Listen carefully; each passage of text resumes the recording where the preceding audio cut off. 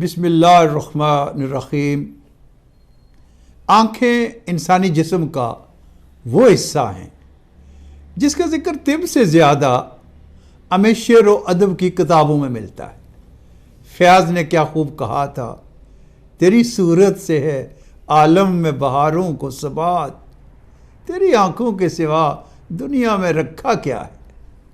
کبھی سوچا ہے آپ نے کہ اگر ہمیں آنکھوں کے بغیر اس دنیا میں بھیج دیا جاتا تو پھر اس دنیا کا نقشہ کیا ہوتا؟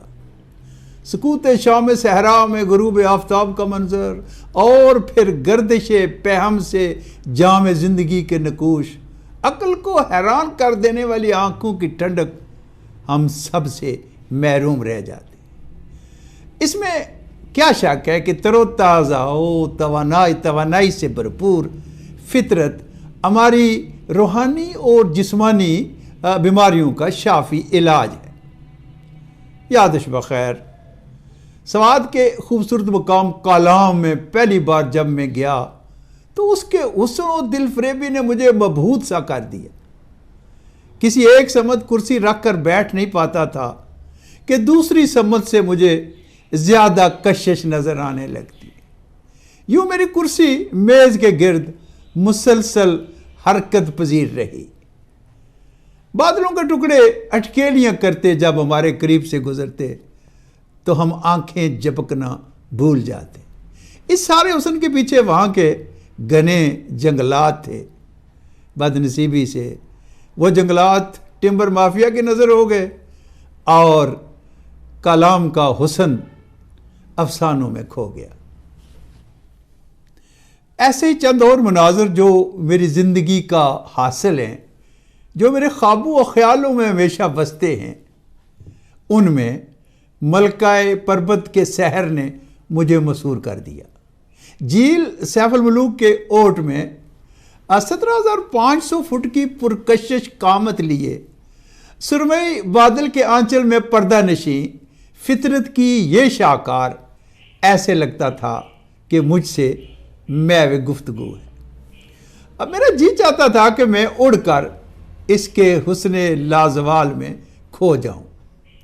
یوں ہی بحر عرب میں سورج غروب ہونے کا منظر بھی بڑا ہی سہانے روح تھا۔ اور پھر میں کیسے بھول سکتا ہوں کہ گلف آف تھائی لینڈ میں سمندر کی فضاؤں میں پیراشوٹ جمپنگ اور سمندر کے اندر غوطہ خوروں کے ساتھ سی واک میری زندگی کے بڑے ایڈونچر تھے۔ سمندر کے اندر تیرتی مچھلیوں کا لمس اور ننھے ننھے کیڑوں کا سمندر کے اندر کورل ریف بنانے کا عمل مجھے ہمیشہ یاد رہے گا۔ ایران اور آذربائیجان کے درمیان کیسپین سی، اس کے مد و جزر نے بھی مجھے بہت مسحور کر دیا تھا۔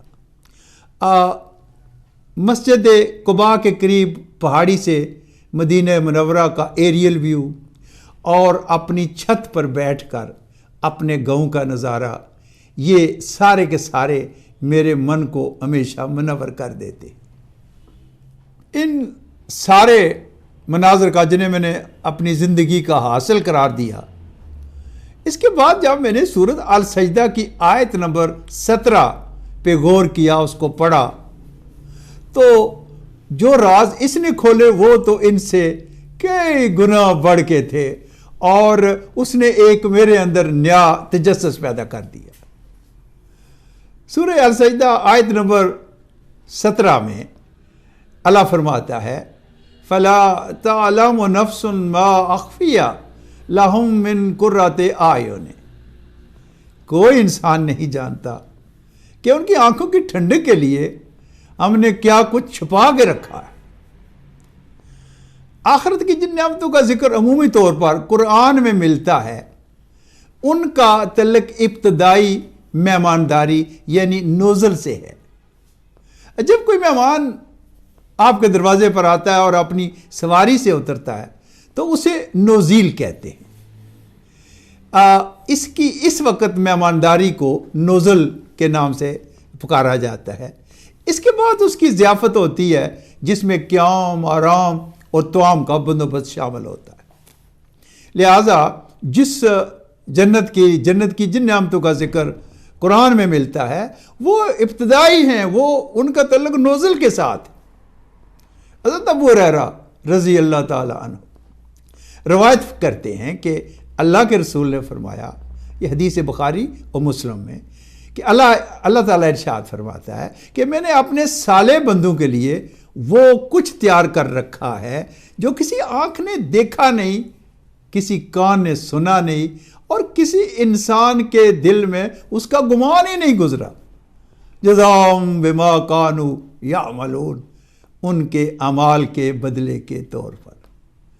اللہ ہمیں ان شاندار نعمتوں سے دیکھنے، سننے اور سمجھنے والوں کو اللہ ان سے معزوز فرمائے۔ شکریہ۔